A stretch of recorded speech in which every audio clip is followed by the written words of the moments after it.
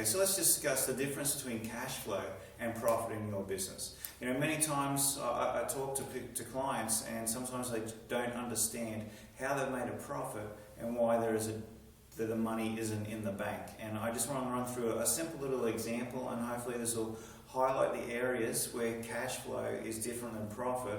And these are the areas that you should really be measuring to make sure that you have enough money in the bank and you understand why you come to the end of the year, you made a profit, you need to pay tax, but the money may not be there. So in this example, the business has made a profit of $50,000. And so the first thing we're going to adjust when moving from profit to cash flow is depreciation. So depreciation is what accountants call a non-cash item. And so depreciation is where you've purchased, let's say, a piece of machinery for $100,000, and that machinery is going to last you 5 years, and so you will put into your profit and loss $20,000 for each of those years you think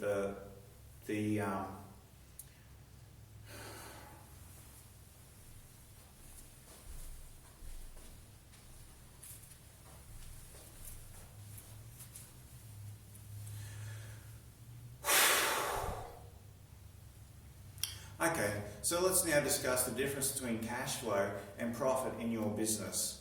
So a number of times I speak to clients and they don't understand how they have made a profit during the year, but that profit is not in the bank. And so I just want to do a simple little example of how you can make a profit, but you actually go backwards in your bank account during the year. And so this example is a very simple example, but hopefully it will highlight the areas that you need to look out for in your business where money could be leaking in your business. So in this example, we've made a profit of $50,000, and the first item we're going to look at is depreciation. Depreciation is what accountants call a non-cash item.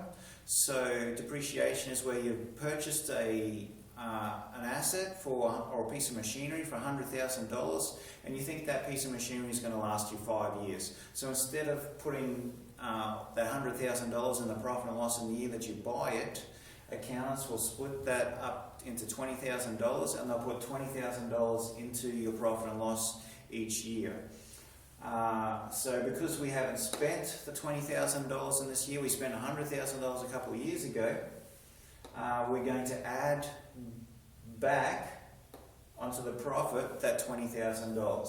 So $50,000 plus the $20,000 gives us a cash profit of $70,000. Now there may be a few other little items in your profit and loss that are non-cash items, but the majority of the time it's going to be depreciation. The second one is our accounts receivable or our debtors. And in this example, last year our debtors was at $50,000. This year our debtors are at $70,000. So in this case, we've sold, let's say, $500,000 worth of products or services during the year, but we've only collected $480,000 of that money. So that has a negative impact on our cash flow by $20,000. Similarly for stock. So at the end of last year, we had $40,000 worth of stock sitting in the warehouse. At the end of the year, we had $60,000 worth of stock, and so we've spent an extra $20,000 worth of stock, which isn't calculated in our profit and loss, and so that's reduced our cash by $20,000. Alternatively, on the other side of the coin, accounts payable, we're at $30,000. Come the end of the year, we owe $40,000. So we haven't paid, we're paying a little bit slower, or our bills came in a little bit later, or whatever. And so that has a positive effect on our cash flow, since we're not paying as quick as we did the previous year. So then we add $10,000. Now we move on to other things which aren't directly related to the profit and loss. And the first one is last year's tax.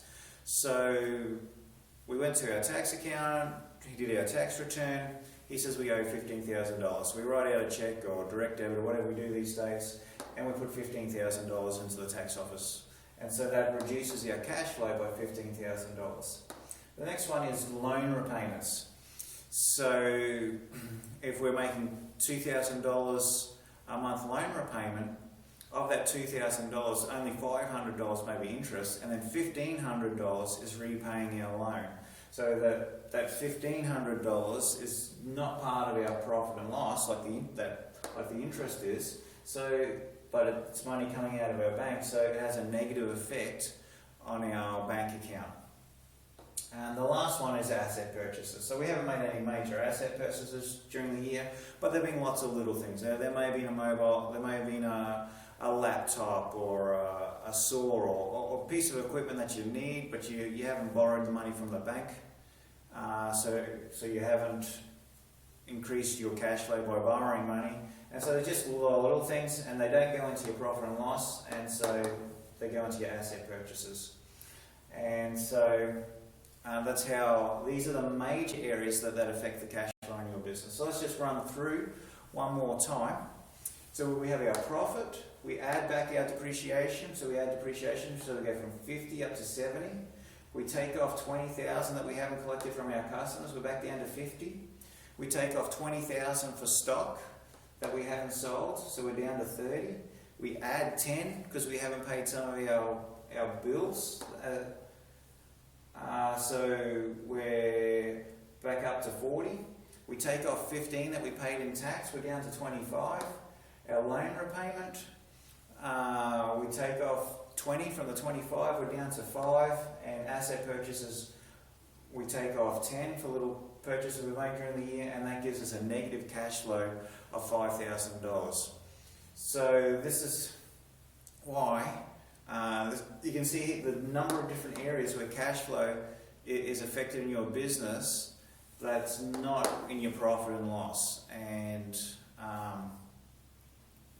so when you go and get your tax done and the accountant's told you you've made a profit but you're actually gone backwards in your cash flow, then these are the areas that you need to look at.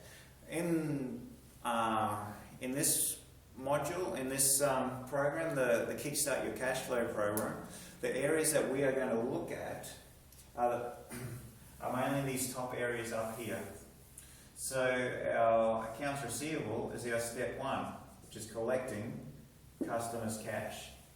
Our stock is our step 2, is turning products into sales.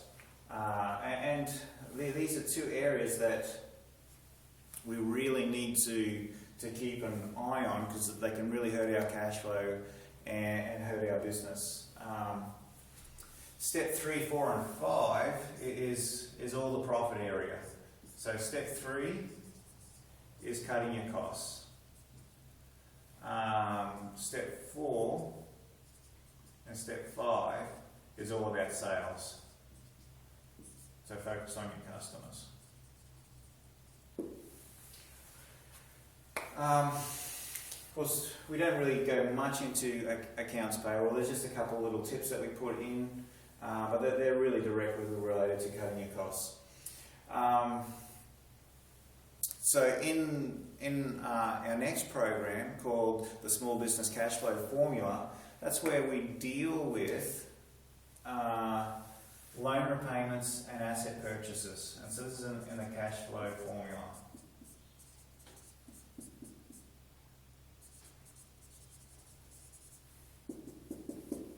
And so in the cash flow formula, we take it sort of to the next level where we're not focusing so much on the operations, but we're focusing on the long-term aspect of your business. So I call it the 3 R's.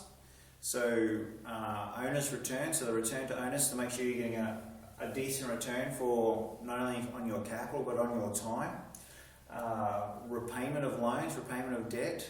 So we're looking at reducing debt, making sure that the return that you're getting your owners is greater than the interest rate that you're paying on your debt.